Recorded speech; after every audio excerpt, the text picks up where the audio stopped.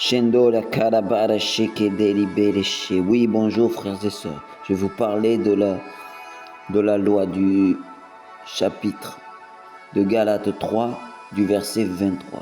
Afin que le temps de croire au Christ arrive, la loi nous gardait prisonniers. Il fallait attendre le moment où Dieu nous ferait connaître cette foi.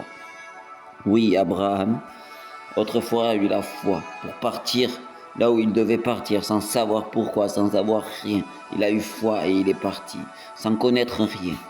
Les Juifs, eux, dans les temps qui sont suivis, ont été emmenés en captivité en Égypte. De cette Égypte, ils ont été sortis par Moïse.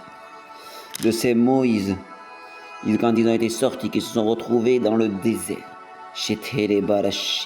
ils ont demandé, comme ils ne connaissaient que ça, et que s'ils n'avaient pas de loi ou de gens qui les perdaient, comme par exemple tu prends un animal qui a été en cage,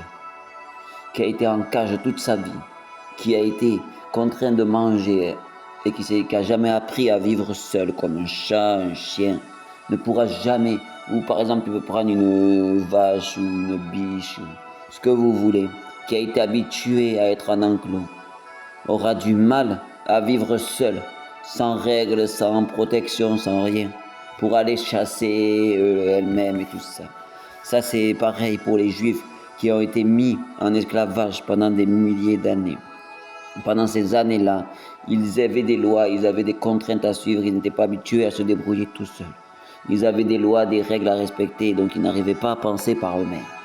Et c'est ce qui s'est passé dans le désert, quand ils ont eu Moïse, qui les a délivrés, qui se sont retrouvés dans le désert, où il n'y avait plus rien, ils avaient le vaste choix de faire leur propre choix. Ils ont été amenés et appelés, et ils ont dit, Moïse, donne-nous une loi. Nous ne savons pas ce que nous devons faire, nous sommes perdus, nous avons peur.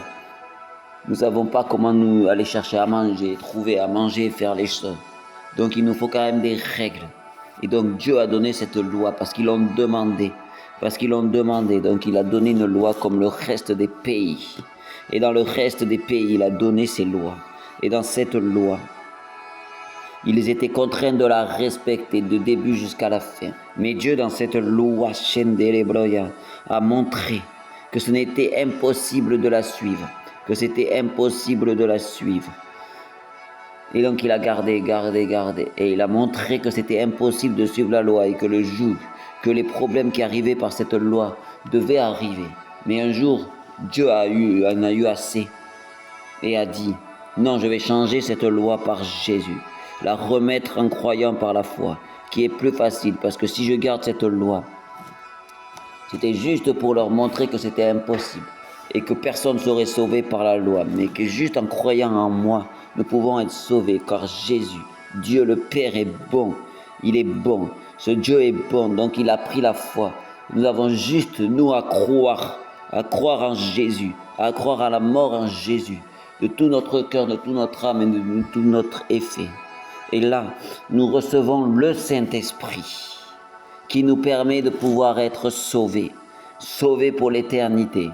Avant, il fallait qu'ils accomplissent la loi, mais d'un point de vue humain, avec le sang adamique de Adam, qui est un sang pécheur, qui nous pousse, notre chair, à pécher tout le temps. Nous ne pourrons jamais respecter la loi. Mais en recevant le Saint-Esprit par la foi que nous avons en Jésus-Christ, là nous pouvons être sauvés, car le Saint-Esprit nous aide à être sauvés. C'est pour ça que nous étions prisonniers sous la loi avec le sang adamique. Mais dès que nous avons reçu par la foi le sang de Jésus et le Saint-Esprit qui nous permet de changer, là nous avons pu changer et nous avons pu être sans tache ni ride pour devenir l'épouse. Bon, certes, il faut travailler pour devenir comme ça. Notre esprit, non, ne peut pas travailler.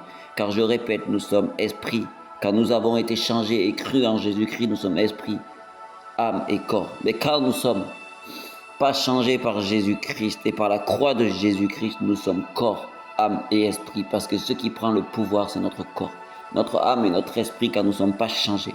Mais quand nous sommes changés, c'est normalement notre esprit, notre âme et notre corps qui doivent fonctionner. C'est d'abord notre esprit qui doit prendre le pouvoir, après notre âme et après notre corps qui doit être soumis au nom de Jésus. Donc je prie et je déclare que nous soyons plus sujets à la loi, Nous sommes plus sujets à la loi qui nous amène à la mort, car nous sommes faibles par le sang adamique du péché de Adam en mangeant de ce fruit. Mais je prie et je déclare que nous soyons changés à une nouvelle créature par la foi de Jésus-Christ et que nous soyons remplis du Saint-Esprit.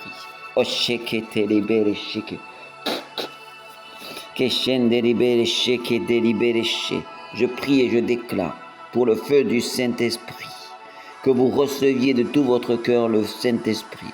Donc si vous voulez recevoir le Saint-Esprit pour être changé à une nouvelle créature, demandez-le. Et ne soyez plus sujets à la loi qui mène à la mort, qui mène à la faim, qui mène à rien, car nous ne pouvons pas par nous-mêmes, par nos propres forces de la loi, la réaliser en entier. Si nous enlevons un iota de cette loi, tout est arrêté, tout est nul. Une seule personne a réussi à accomplir cette loi en entier. C'est Jésus-Christ mort à la croix, l'agneau sans tache ni ride. C'est pour ça qu'il faisait des sacrifices. C'est pour que tous leurs péchés qu'ils avaient fait de cette loi soient arrêtés pendant une année. Mais comme c'était des sangs d'un animal, ils ne pouvaient pas tenir plus d'une année. Mais Jésus, qui est lui l'agneau sans tache ni ride, et qui est Dieu, lui a pu par son sang rédempteur, qui a coulé, et après lui avoir respecté la loi, nous a amenés à croire en Jésus, nous a amenés à pouvoir sortir de cette loi par la foi en lui, par celui qui a résisté, celui qui avait un sang divin de Dieu. Donc je prie et je déclare que ceux qui veulent recevoir le Saint-Esprit et croire en Jésus-Christ mort à la croix soient sauvés. Donc ceux qui veulent recevoir le baptême du Saint-Esprit, car je vous explique, il y a 3 baptêmes. Il y a le baptême d'eau, le baptême de Saint-Esprit et le baptême de puissance. Le baptême d'eau, c'est pour montrer aux hommes que nous croyons en Jésus-Christ. Le baptême du Saint-Esprit, c'est pour dire à Jésus, à Dieu, que nous voulons le suivre. Nous voulons le faire comme maître, comme sauveur, comme époux, et que nous voulons lui. Et nous avons le consolateur qui vient habiter en nous. Et il y a le baptême de feu qui, lui, nous amène la puissance du Saint-Esprit. Quand les disciples étaient dans la chambre haute, les 120, et qu'ils reçurent les langues de feu, c'est le baptême de puissance qui amène à parler en langue, qui amène à faire des miracles, qui amène à toutes choses extraordinaires. Au nom de Jésus. Donc je vais prier pour ceux qui veulent le baptême du Saint-Esprit. Dites maintenant avec moi, Seigneur Jésus, je me repens de tous mes péchés, de toutes mes fautes, et je t'accepte, Seigneur Jésus, comme Sauveur et Seigneur. Au nom de ton nom, Seigneur, je t'accepte comme Sauveur et Seigneur, et je me repens de tous mes péchés futurs et passés qui sont dus à ma notion de sang adamique et de pécheur depuis Adam, depuis ma descendance. Je me repens de mes péchés au nom de Jésus et t'accepte comme Sauveur et Seigneur. Et ceux qui veulent recevoir le feu du Saint-Esprit, les langues de feu, recevez-le et parlez en langue. Dites recevez. Je vois des gens qui étaient fatigués, malades et qui étaient dans la tourmente. Croyez en Jésus-Christ notre Sauveur et qui nous amènera au Saint-Esprit, qui nous amènera par l'espérance, après avoir reçu le Saint-Esprit, aux noces de l'agneau, si nous arrivons à sanctifier notre robe blanche, la mettre totalement blanche, qu'elle soit sans tache ni ride.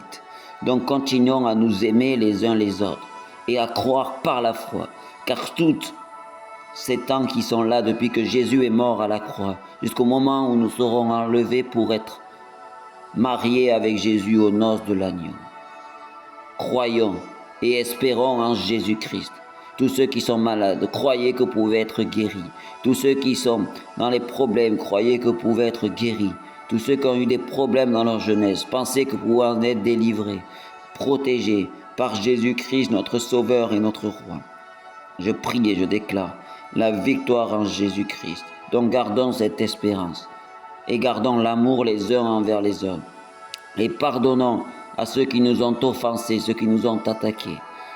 Mais n'acceptons pas ce qu'ils ont fait, et ne retournons pas là où il y a eu le mal, mais pardonnons pour nous-mêmes déjà, car ça nous enlève le joug du non-pardon. Mais ce n'est pas accepter ce que les gens font, et pas dire c'est bien, mais ça veut dire que pour nous, nous enlevons ce joug du non-pardon qui peut être lourd, et qui peut être dur, et qui peut nous amener à la mort. Mais acceptons la victoire. J'ai ainsi prié et gardé la foi dans ces temps qui viennent. Amen.